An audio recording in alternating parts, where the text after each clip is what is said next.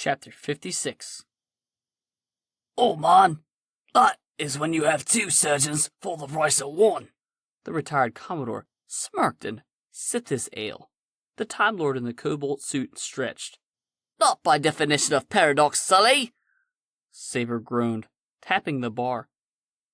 The endless bartender, a hard, light hologram which took on the appearance of the young, gothic-looking character Death from a popular Earth graphic novel series, placed a Smirnoff Ice before her. Did you not fancy that one, love? Sully asked. The beautiful time agent shook her head. Thankful I don't have to put up with that full time. In conclusion, paradox is the reason why I can't.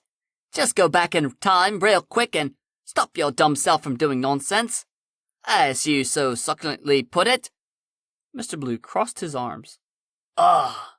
Sully didn't appear to have heard a word of it. Did you want to head to John Francis the Ninth, Sully? Mr. Blue ran his hands over his platinum blonde crew cut. I'm not Catholic, so you may need to refresh my memory. Which pope is that again? That is a planet, Saber replied. Dork. Right-o. Sully lit a smoke, blue plums floating to the antique overhead fans of the Endless. I really enjoyed Zaz. Oh, yes. Mr. Blue floated around the empty 1920s speakeasy in some bizarre dance. He looked like a mildly tipsy chimp attempting the waltz. A planet of nothing but jazz enthusiasts. Saber's eyes widened at the peculiar Time Lord. And, where else did you two go on your little vacation? Tit was grand. The retired Commodore placed his hands behind his head, his eyes twinkling. It's been 6 full months of leisure. Just what the doctor ordered. The time agent eyed Sully in a peculiar manner. Or what the Commodore ordered in this case. Mr. Blue returned to the bar. He held his azure tie as he leaned over for a sip. First stop was Calabria. Nice. Saber tilted her head. You know, I always wanted to see the sunset there. Magnificent. Made me cry. Sully feigned tears and a cough. All planet is nothing but red. Every shade of crimson you can imagine. Surrounded by these huge... The Commodore struggled to make a hula hoop shape with his arm. Rings that surround a planet. Sounds pretty. Saber took a drink, checked her vortex manipulator. Oh, but the rings catch on fire every sunset. Did you have any idea what that looks like? The sky catches on fire every bloody night. Incredible. The time agent glanced over at Mr. Blue, who was returning to his bar stool. In your subwave, you said that you went to CHRONARCH. I never. Yeah, they're all made. I couldn't get along with them. I tried to stay away from the natives. But they're all made of water, Sully finished. I thought they were nice. They were quiet. Left me to my reading. Saber said, I concede that the subterranean library on CHRONARCH is quite voluminous. But, however, the locals tried to drown me, so... She took a swig. Mr. Blue chuckled. Leave it to you.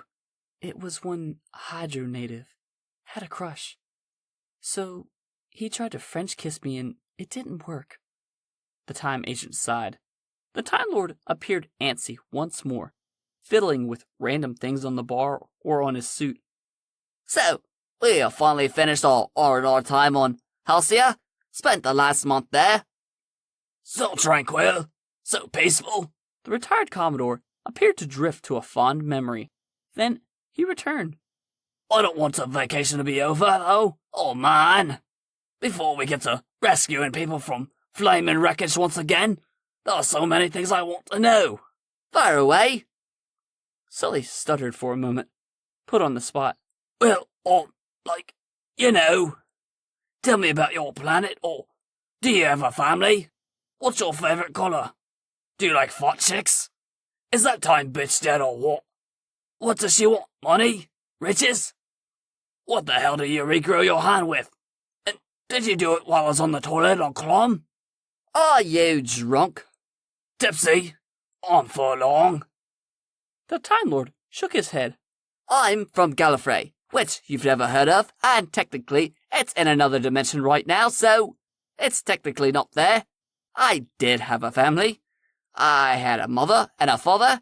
They both work for the Sub-Praetor Engineering Guild. Most High Lords come from a specific DNA stock. Occasionally, family looms are created with advanced temporal DNA, hence Time Lords. And I'm sure you have no concept of what that means, but aren't you glad you asked? My favorite color is blue. You asinine old get. Depends. I don't know if Deceit is dead or not. I can't fathom her motivations right now. It's not money. She could have our Evertardus grow her a Lamborghini made of solid diamond that burns $1,000 bills for fuel.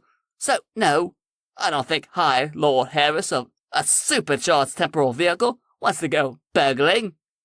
It's personal, Saber muttered.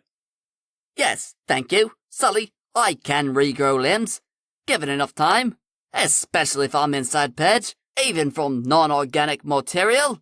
I'm a Time Lord. We're a tough lot. A comfortable quiet settled into the endless.